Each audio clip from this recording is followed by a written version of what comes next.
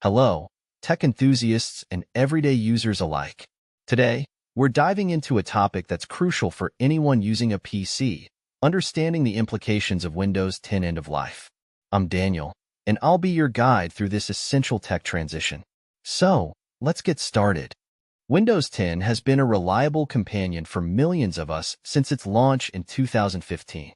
It brought us new features, better security, and a seamless user experience. But as the saying goes, all good things must come to an end. And for Windows 10, that end is on the horizon. Microsoft has announced the end of life for Windows 10 in October 2025. So, what does end of life really mean? In tech terms, it means Microsoft will no longer provide updates, security patches, or support for Windows 10. Essentially, your trusty OS will be left to fend for itself in the wild. And trust me, that's not a situation you want to be in. Let's break it down. Without regular updates, your system becomes vulnerable to new security threats. Hackers are constantly on the lookout for unpatched systems to exploit.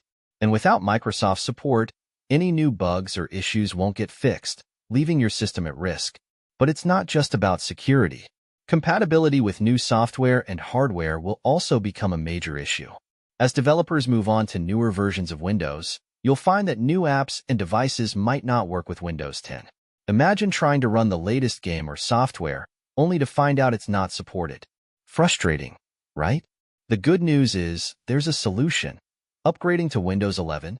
Windows 11 offers a fresh, modern interface, improved performance, and enhanced security features.